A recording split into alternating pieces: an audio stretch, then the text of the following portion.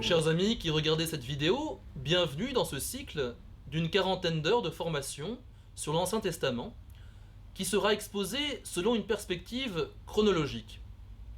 La Bible, en fait, est une série de réécritures de certains événements fondateurs qui, à chaque génération, sont retravaillés en essayant de déceler l'action de Dieu dans l'histoire, de l'histoire et de la géographie. En effet, si l'on regarde une carte satellite du Proche-Orient, on voit que celui-ci est essentiellement désertique. C'est beaucoup de sable et quelques îlots de verdure. Mais c'est dans ces îlots de verdure-là que se sont joués les grands événements qui sont consignés dans la Bible. Le plus visible, c'est l'Égypte. Comme disait Hérodote, l'Égypte est un don du Nil.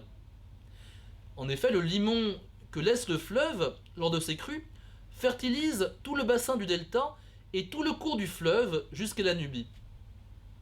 Ensuite, un peu plus difficile à distinguer, tout à l'est, vous avez le croissant fertile, c'est-à-dire le cours des fleuves Tigre et Euphrate, qui se jettent dans le golfe Persique. Il y a là une tache de verdure dans laquelle s'est développée la civilisation mésopotamienne. Ce sera l'autre grand pôle du Proche-Orient.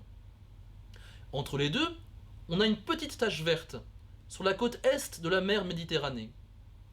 Cette petite tache, c'est le Levant, une bande de terre fertile sur le chemin entre l'Égypte et la Mésopotamie.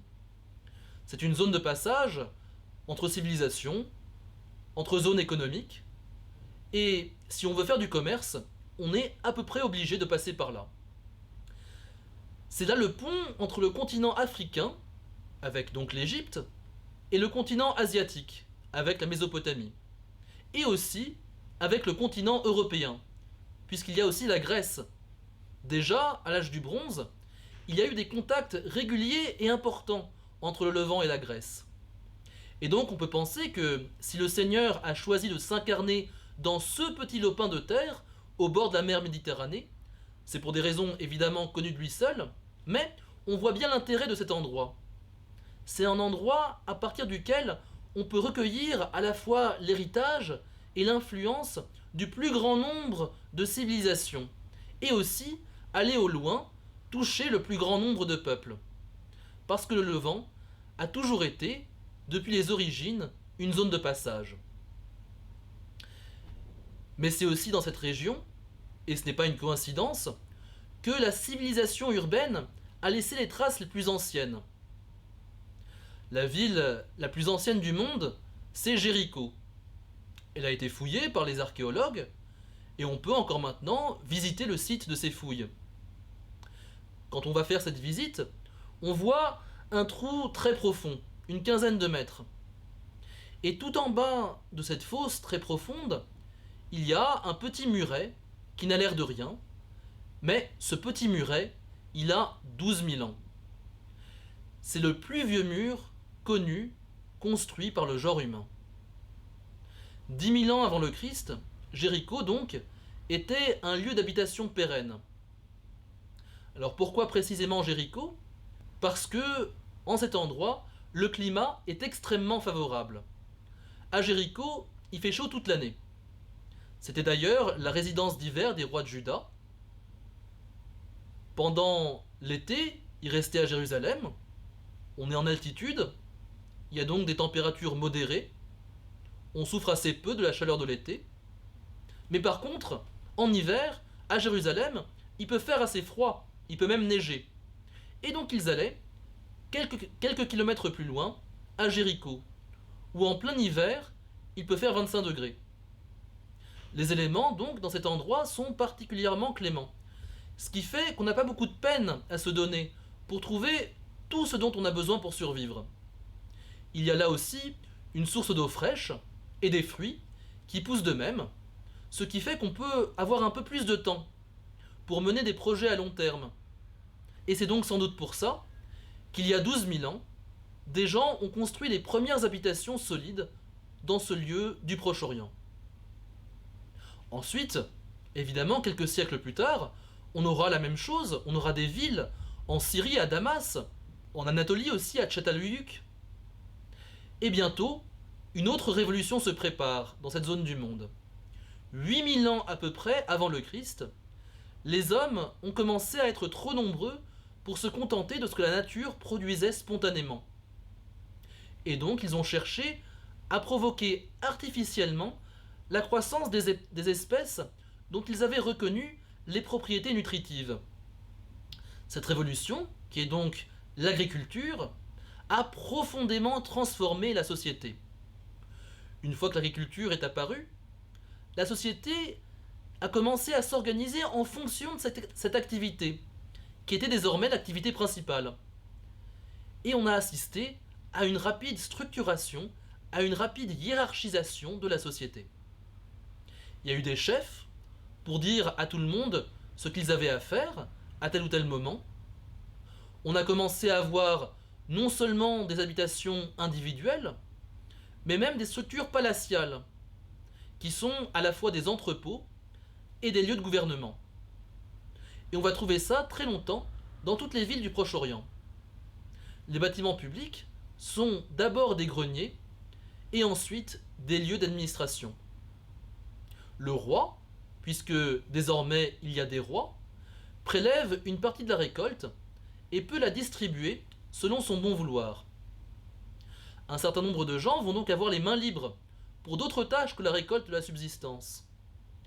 Et c'est alors qu'on verra apparaître les premiers temples, les premières institutions purement religieuses. Mais le temps avant l'agriculture va laisser un souvenir. Et la nostalgie du paradis perdu est peut-être colorée par ce souvenir d'avant la révolution agricole. Au lieu d'avoir simplement à tendre la main pour cueillir les fruits de la création, désormais, les hommes étaient soumis à un labeur harassant. Et on estime qu'avec le passage à l'agriculture, les êtres humains ont perdu plus d'une dizaine d'années d'espérance de vie. Et leur taille a beaucoup diminué, parce que leur alimentation était devenue moins variée, et le travail plus pénible. Donc, l'agriculture commence au Levant. Mais elle se propage très vite, d'abord en Mésopotamie, et ensuite en Égypte. Et à cause de la complexification de la société, de grandes civilisations commencent à apparaître au bord du golfe Persique. C'est la civilisation des Sumériens, avec les villes d'Ur, d'Uruk et de Lagash. Ces grandes villes voient non seulement la mise en commun d'un certain nombre de ressources, mais aussi des avancées technologiques. Et ce sont ces avancées qui vont faire passer la civilisation de la préhistoire à l'histoire. On peut rappeler les grandes divisions de la préhistoire. Il y a d'abord le paléolithique, qui s'étend des millions d'années en arrière, quand les hommes avaient pour outil des pierres taillées de façon grossière. Le néolithique, avec des pierres taillées de façon plus fine, coïncide avec le début de la révolution agraire, 8000 ans avant le Christ environ. Ensuite, on a une période de transition, le chalcolithique. Chalkos, en grec, c'est le cuivre, et lithos, c'est la pierre. C'est donc une période où on utilise à la fois le cuivre et la pierre. Le chalcolithique s'étend de moins 5000 à moins 3000 environ. Ensuite, vers moins 3000, il y a une grande révolution technologique. La découverte du bronze. Le bronze, c'est un métal plus solide que le cuivre, et qui est beaucoup plus utile pour tous les travaux agricoles, et aussi, évidemment, les travaux guerriers. Une épée en cuivre, ça ne sert à rien, ça se tord, ça ne coupe pas très bien. Par contre, une épée en bronze, c'est quasiment aussi solide que du fer. C'est plus lourd, et ça coupe très bien. Et on n'a pas hésité à s'en servir. Alors le bronze est très utile, mais seulement pour s'en procurer, il faut non seulement du cuivre, mais aussi de l'étain. Alors, le cuivre, au Proche-Orient, c'est facile. Il y a des mines un peu partout. Il y en a dans le sud de la terre d'Israël actuelle, à Timna. Par contre, l'étain, lui, pose problème. il n'est pas natif dans le Proche-Orient. Et il faut très loin aller le chercher. Il y a des mines d'étain en Iran, sur les flancs des monts Zagros, mais ce qui est étonnant, c'est qu'à l'âge du bronze, les principales sources d'étain qui ont été exploitées, ce sont celles des îles britanniques. On est allé le chercher jusque-là. Et c'est la preuve de la sûreté des routes commerciales qui était très développée dès cette époque reculée. Alors, évidemment, il y a toujours ceux qui ne profitent pas de ce florissement de la civilisation. Sur les marges de ces îlots verts, qui voient de grandes avancées technologiques et civilisationnelles, il y a aussi ces grandes zones de sable où habitent des tribus nomades qui ne sont pas du tout partie prenante de ces évolutions, à la fois technologiques, sociales et culturelles. Et le Proche-Orient va être toujours marqué par l'étroite proximité entre des civilisations urbaines très avancées et des nomades qui restent à l'écart de cette civilisation. L'exemple de cette réalité, ça va être Abraham, au milieu des cités développées du Levant. On se souvient de Genèse 19. Abraham, dans son campement, reçoit les anges de Dieu, tandis qu'à Sodome et à Gomorrhe, les cités très développées sur le bord de la mer Morte, tout le monde vit dans le péché. Il y a un contraste frappant entre le nomade qui vit avec sa famille, avec ses troupeaux, en se déplaçant régulièrement, qui adore un seul Dieu, et ces villes sédentaires, à la population et à la culture complexe, qui adorent des dieux polythéistes. Et bien souvent, il y aura des conflits entre ces deux mondes-là. Des conflits qui verront se développer des idéologies et des théologies très différentes. Ce contraste, il demeure jusqu'à aujourd'hui. Quand vous allez en Israël, dans le sud par exemple, à Beersheva, la ville aux portes du désert, on voit une ville très industrialisée, avec une grande université, avec des laboratoires pharmaceutiques qui sont en pointe de la recherche. Et juste à côté, il y a des campements de bédouins qui vivent comme à l'époque d'Abraham. Ce Proche-Orient si divers, il a connu aussi une autre révolution, encore plus fondatrice peut-être que l'urbanisation et l'agriculture. C'est l'invention de l'écriture. Et c'est ce qui sépare traditionnellement la période de la préhistoire de celle de l'histoire. Lorsque vers moins 3300, on voit apparaître l'écriture en Mésopotamie, on a ainsi les premiers documents qui permettent de savoir ce qu'ont fait les hommes, non pas seulement par l'archéologie, non pas seulement donc par les traces qu'ils ont laissées involontairement, mais par des documents qui ont été produits volontairement pour rendre compte de leurs activités. Les hommes en effet ont trouvé qu'il était facile, pour garder la trace, d'abord de leurs inventaires, de les noter sur des tablettes en argile. L'argile, c'est pas ça qui manque dans le pays de Sumer, avec les deux fleuves qui coulent à travers la plaine, on a de l'argile à foison. C'est avec ça qu'on construit les maisons, c'est avec ça même qu'on construit les remparts de défense, et les remparts de Babylone, plus tard, seront construits en briques de terre cuite. Tout simplement parce qu'il n'y a pas de pierre dans la région. La pierre, il faut aller la chercher très loin dans les montagnes, et les Assyriens, qui eux habitent près des montagnes, utiliseront de fait la pierre. Mais, pour l'écriture, ils en resteront toujours à l'argile. C'est la pérennité des traditions reçues. La tablette en argile va rester le support de l'écriture jusqu'à la fin de l'âge du bronze, donc pendant plus de 2000 ans, de la Mésopotamie jusqu'au Levant. L'écrit se fera uniquement sur des tablettes. Et l'usage d'écrire sur des tablettes perdurera en Mésopotamie, même jusqu'à la fin de l'âge du fer. L'usage de l'écrit va aussi commencer à évoluer. Au début, par exemple, les Sumériens, pour indiquer une ville, font un dessin comme ceci. Un peu plus tard, pour pouvoir faire les gestes toujours dans le même sens, on va faire pivoter le dessin de 90 degrés, et les traits vont être stylisés, prenant la forme des chevrons qui sont produits par l'instrument d'écriture. Et enfin, les symboles vont peu à peu prendre une forme qui n'a plus grand rapport avec leur origine pictographique, et ils vont devenir très abstraits.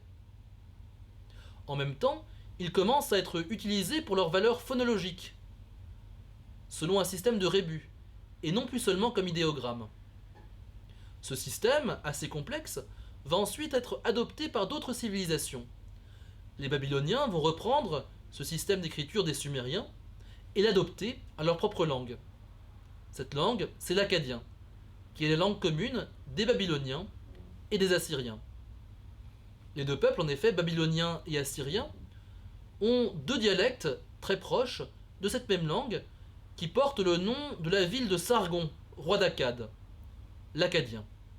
Sargon, c'est le premier souverain qui a réussi à brièvement réunir les zones géographiques de Sumer, de Babylonie et d'Assyrie en un seul empire, vers moins 2400 environ. Et quand ces symboles cunéiformes notent la langue akkadienne, la plupart des signes sont employés pour noter des syllabes, donc les sons de la langue, et plus seulement des objets ou des idées. Parallèlement à cette invention de l'écriture, en Mésopotamie, il y a aussi une civilisation basée sur l'écrit qui se développe en Égypte. Beaucoup d'historiens estiment que les Égyptiens ont appris le principe de l'écriture de leurs voisins mésopotamiens. Pourquoi ? Parce que en Mésopotamie, on a beaucoup tâtonné pour découvrir l'écriture, en commençant d'abord par de simples dessins, puis un système plus standardisé mais toujours pictographique, et c'est très progressivement que les signes ont été employés pour noter des sons. En Égypte, par contre, on a d'emblée un système mixte, à la fois pictographique et phonétique, qui apparaît presque entièrement constitué dès ses premières attestations, à la fin du 4e millénaire avant le Christ. Et le système va être utilisé pendant plus de 3000 ans. En effet, la dernière inscription hiéroglyphique retrouvée date de 394 après Jésus-Christ. Le secret des hiéroglyphes ensuite s'est perdu, jusqu'à Champollion, qui a réussi à déchiffrer ce système d'écriture grâce à une inscription plurilingue, en égyptien et en grec, la pierre de Rosette, découverte par l'armée d'expédition de Napoléon en Égypte. Alors, aussi impressionnant que soit le déchiffrement des hiéroglyphes par Champollion, l'exploit qui est réalisé par Rawlinson, l'anglais déchiffreur du cunéiforme, à mon avis, est bien plus impressionnant. Pourquoi ? Parce que Champollion partait d'une langue connue, qui est le grec, alors que l'inscription sur laquelle Rawlinson s'est fondé, dans sa publication fondatrice de 1850, c'est celle de Beishtoun, en Iran, qui était rédigée en akkadien, en vieux perse et en élamite. Mais aucune de ces langues n'était alors connue. Comme Rawlinson était colonel dans l'armée britannique et parlait le persan, et que le vieux perse, par chance, s'écrit avec un cunéiforme alphabétique de seulement 25 lettres, en devinant quelques noms propres, Rawlinson a pu comprendre quelques mots de la partie en vieux perse et trouver des correspondances dans le texte akkadien. Très vite, il a compris que l'akkadien était une langue sémitique, et donc il a pu comparer avec ses connaissances d'hébreu et d'arabe, et deviner ainsi le sens de certains mots. Ce système d'écriture, découvert par Rawlinson, est fascinant. Et en Mésopotamie, l'écriture commence par des choses très matérielles, alors qu'en Égypte, ce sont tout de suite des textes religieux, puis des textes de sagesse et de philosophie qui ont été mis par écrit. Un des corpus de textes les plus anciens qu'on connaisse sont les textes des pyramides. Ce sont des recueils d'incantations et des rituels destinés à accompagner la sépulture des défunts et à expliquer comment va se débrouiller le défunt pour naviguer dans l'au-delà tous les obstacles que les Égyptiens imaginent être ceux du monde à venir. Il y a beaucoup d'épisodes connus dans les textes des papyrus. Un des plus connus, c'est le jugement de Maat, la déesse de la justice. On voit comment le défunt se présente devant le tribunal de la justice et doit poser son cœur sur une balance devant la déesse Maat. Maat avait de son côté une grande plume sur la tête et la pose sur l'autre plateau de la balance. Et si le cœur du défunt est plus lourd que la plume de la déesse, il est jeté au crocodile. On voit comment l'écrit permet de transcrire une présence omniprésente du religieux en Égypte. C'est une des caractéristiques de la civilisation égyptienne. plus centrée sur le religieux. L'Égypte aussi connaît une unité politique plus précoce, peut-être permise, justement, par cette prégnance du religieux. L'Égypte a été unifiée par le premier pharaon, Narmer, qui a fait la conquête de la Haute et de la Basse Égypte vers moins 3200, et qui a instauré un système où le pharaon est vénéré à l'égal d'un dieu.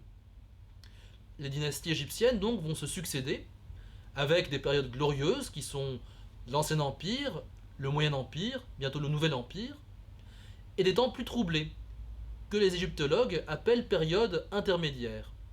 Mais l'unité fondamentale de cette ère géographique reste plus assurée que celle de la Mésopotamie. Au moment donc où le peuple d'Israël s'apprête à entrer dans la scène de l'histoire, l'Égypte est une puissance dominante dans ce Proche-Orient antique. Et au XVe siècle avant Jésus-Christ, l'Égypte en est déjà à sa 19e dynastie, et son histoire écrite remonte déjà 2 millénaires dans le passé.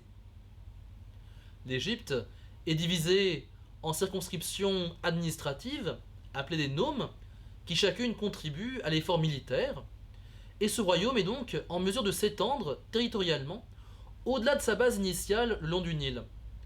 Grâce aux conquêtes de Thoutmôsis III et de Ramsès II, l'ensemble de la côte levantine passe sous la domination égyptienne. Les roitelets de Canaan vont payer tribut au pharaon et lui écrire régulièrement pour rendre compte de leurs activités. Et on connaît très bien ces relations diplomatiques, en particulier par des lettres retrouvées sur des tablettes à El Amarna, dans un site donc en Égypte, qui conservait des copies de toutes les lettres diplomatiques qui étaient archivées à leur réception. Un certain nombre de ces lettres comprend des réclamations qui sont adressées par les rois de Canaan à leurs suzerains égyptiens en demandant des vivres, des soldats ou d'autres ressources. Et ce fonds d'archives est en même temps une preuve que l'hégémonie culturelle n'appartient pas à cette époque aux Égyptiens, mais bien à la Mésopotamie, puisque ces textes sont gravés en akkadien sur des tablettes en argile. C'est en babylonien, la forme standardisée du dialecte akkadien de la basse Mésopotamie, que s'effectue cette correspondance diplomatique entre toutes les grandes puissances de l'époque. Il y a le royaume égyptien, l'empire hittite, le royaume de Mitanni, l'empire assyrien et les cités babyloniennes. Quant aux peuples autochtones du Levant, eux, ils écrivent leur propre langue ouest-sémitique dans un système graphique qui leur est propre, mais qui est imité de l'écriture cunéiforme babylonienne. Ce système d'écriture, retrouvé notamment dans les ruines de la cité cananéenne d'Ougarit, détruite en moins 1214, et qui représente une avancée notable par rapport au système babylonien, puisque l'ougaritique, tout en gardant le style d'écriture cunéiforme, n'est plus un syllabaire qui oblige l'apprenti scribe à retenir plus de 500 signes pour pouvoir écrire, mais c'est un alphabet, le premier de l'histoire, capable de noter tous les sons de la langue avec 27 signes seulement. Ce monde, donc, nous est désormais très familier, grâce aux tablettes qui ont été découvertes lors des fouilles archéologiques. Et en même temps, il va s'y jouer un événement enveloppé d'un profond mystère. Cet événement, c'est la naissance du peuple d'Israël. Et c'est ce que nous verrons dans une prochaine vidéo. A bientôt et que Dieu vous garde.